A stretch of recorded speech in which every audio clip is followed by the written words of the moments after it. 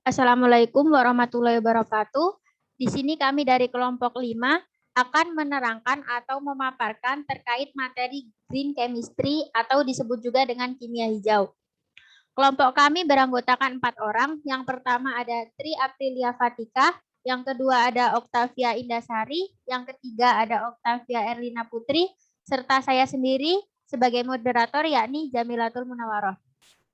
Yang pertama yakni terkait pemaparan pengertian dari green chemistry sendiri yang akan dipaparkan oleh saudari kita Oktavia Indasari. Kepadanya dipersilahkan.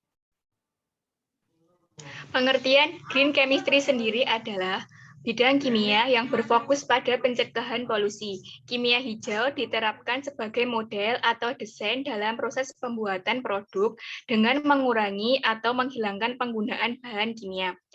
Bahaya bahan kimia yang dimaksudkan dalam konsep green chemistry ini meliputi berbagai ancaman terhadap kesehatan manusia dan lingkungan, termasuk toksisitas, bahaya fisik, perubahan iklim global, dan penipisan sumber daya alam.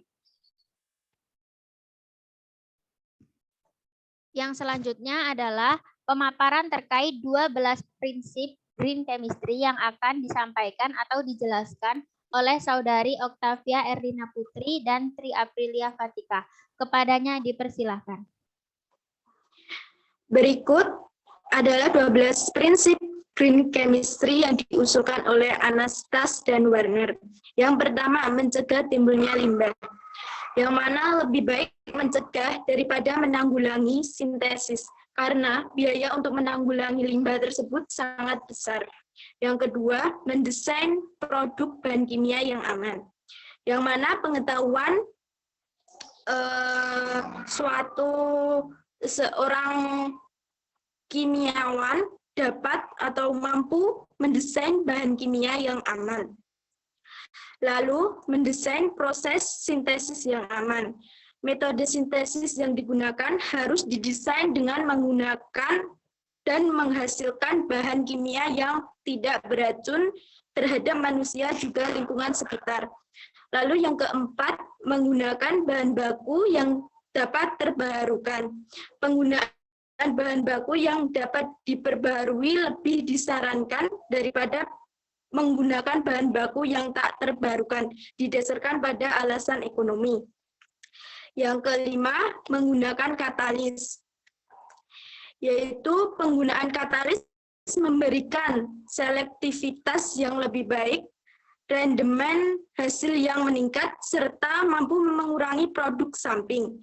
Dari sisi green chemistry, penggunaan katalis berperan pada peningkatan selektivitas, lalu mampu mengurangi penggunaan reagen, dan mampu meminimalkan penggunaan energi dalam suatu reaksi.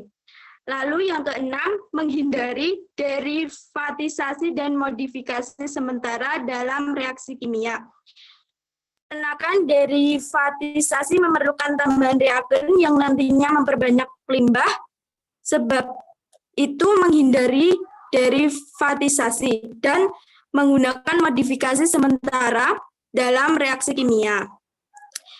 Prinsip selanjutnya akan dibacakan oleh saudari Tri Aprilia. Dipersilakan. Prinsip green chemistry yang ke-7 yaitu memaksimalkan atom ekonomi.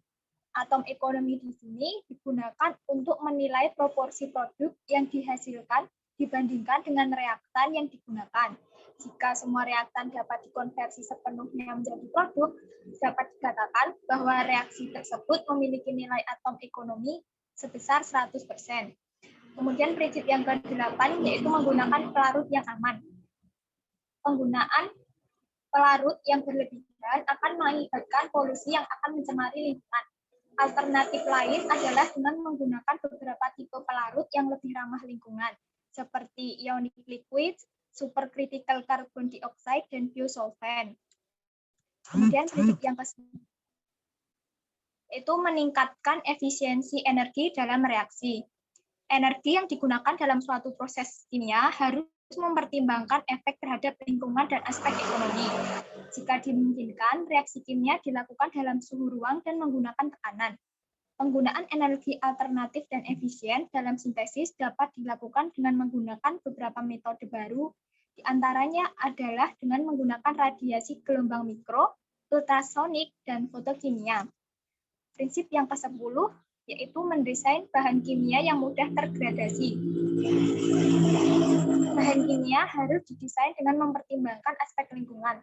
Oleh karena itu, suatu bahan kimia harus mudah terdegradasi dan tidak terakumulasi di lingkungan. Prinsip yang ke-11 yaitu penggunaan metode analisis secara langsung untuk mengurangi polusi. Metode analisis yang digunakan secara real-time dapat mengurangi pembentukan produk samping yang tidak diinginkan. Ruang lingkup ini berfokus pada pengembangan metode dan teknologi analisis yang dapat mengurangi penggunaan bahan kimia yang berbahaya dalam prosesnya. Prinsip yang ke-12 yaitu meminimalisasi potensi kecelakaan. Bahan kimia yang digunakan dalam reaksi kimia harus dipilih sedemikian rupa sehingga potensi kecelakaan yang dapat mengakibatkan masuknya bahan kimia ke lingkungan, ledakan, dan api dapat dihindari. Selanjutnya adalah pembahasan terkait pengaplikasian green chemistry yang akan disampaikan oleh Saudari Oktavia Indasari. Kepadanya dipersilakan.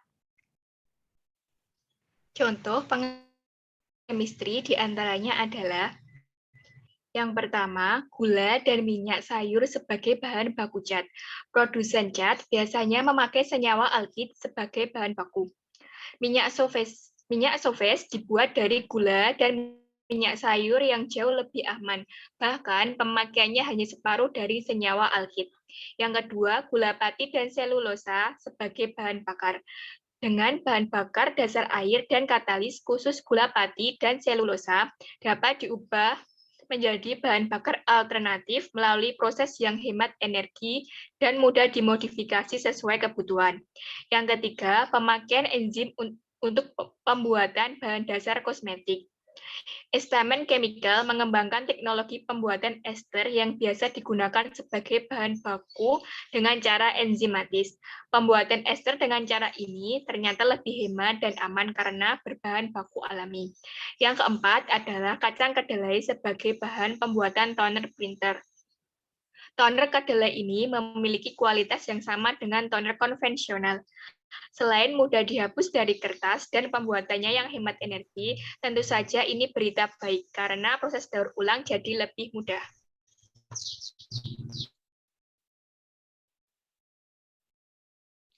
Berikut tadi adalah pemaparan dan penerangan terkait green chemistry dari kelompok 5.